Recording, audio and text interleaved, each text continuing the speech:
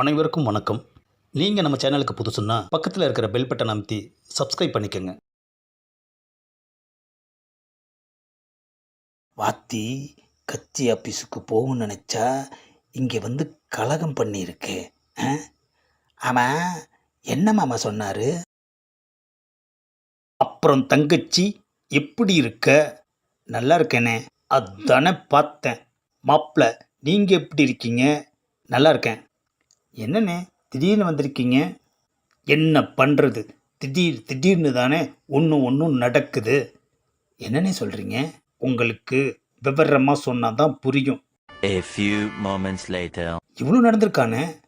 ஆமாம் தங்கச்சி, என்னை மதிக்காத, என் பேச்சை கேட்காத அவனுக்கு என்னை மீறி நீ பொண்ணு கொடுத்தன்னு வச்சுக்கோ, நம்ம அண்ணன் தங்கச்சி பாசமே இல்லாமல் போயிடும். ஏன்னே 3 வாட்டி சொல்கிறீங்க? இது முக்கியமான டைலாக்கு. எக்கோல 3 வாட்டி சொன்னாதான் உன் மூளையில் ஏறும். அதுக்காக தான் சொன்னேன். ஆஹா, வாத்தி இங்கே வந்து எக்கோவில் பேசிட்டு போயிருக்கானே ஐயா. இருக்கட்டும். மாமா, அம்சவல்லி என் மேலே உயிராக இருக்கா, தெரியுமில்ல? மாப்பிள்ள, அப்போ அம்சவல்லிக்கிட்டே பேசி பாருங்க. ஓகே மாமா, நான் அம்சவல்லிக்கிட்டேயே பேசிக்கிறேன். அம்சவல்லி தோப்பில் இருக்கா, போய் பேசுங்க. Later. ஆஹா, மாமா சொன்ன மாதிரி அம்சவல்லி தோப்பில் தான் நிற்கிறா. என்னது, கோபமாக தாவணியோட மகனைய பிச்சுக்கிட்டே இருக்கா. என்ன அது, அம்சவல்லி முன்னாடி நாம் வந்து நிற்கிறோம், நம்மளை நிமிர்ந்து பார்க்காம கீழேயே பார்த்துக்கிட்டு இருக்கா. நான் சேது வந்திருக்கேன் அம்சா. என்னது, காது கேட்கலையோ? நான் சேது வந்திருக்கேன். தெரியுது. ஆஹா, என்னது, குனிஞ்சிக்கிட்டே கோபமாக பதில் சொல்கிறா. ஏன் கையை பிடிக்கிறீங்க? நீ இந்த தாவணியை இழுக்கிறத நிப்பாட்டு, பேசு. என்ன பேசுறது? ஏன், நடந்தது எதுவுமே உனக்கு தெரியாதா? தெரியுமே. அப்போ அதை பற்றி பேசு. நாம் சேர்ந்தா அவங்க பிரிஞ்சிடுவாங்க. அதுக்காக மாமா சொல் பேச்ச நீங்கள் கேட்கணும். வேற மாமா கிட்ட மன்னிப்பு கேட்கணும். அப்புறம் அவ்வளோதான். என்னது, நம்ம வரிசையாக சொன்னால் சைலண்ட்டாக இருக்காரு.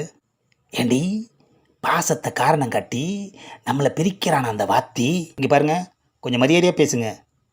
என்னடி மரியாதை? என் மனசையே பார்க்காத அந்த ஆளுக்கு மரியாதை வேற கொடுக்கணுமா? 1000 தான் இருந்தாலும் அவர் உங்கள் அப்பா, என் மாமனார். அதுக்காக அந்த ஆள் சொல்கிறதுக்கெல்லாம் நான் நாட்டியம் ஆடணுமா? உனக்கு நான் பெருசா இல்லை மாமனார் பெருசா? சொல்லுடி.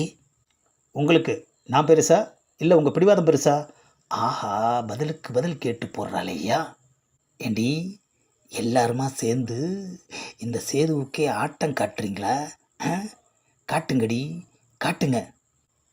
ஏண்டி, அன்னைக்கு ஏன் பார்க்க வரலன்னு என் கன்னத்தில் பலார்னு ஒரு இழுப்பு இழுத்தியே, இப்போ என்னாச்சு உனக்கு?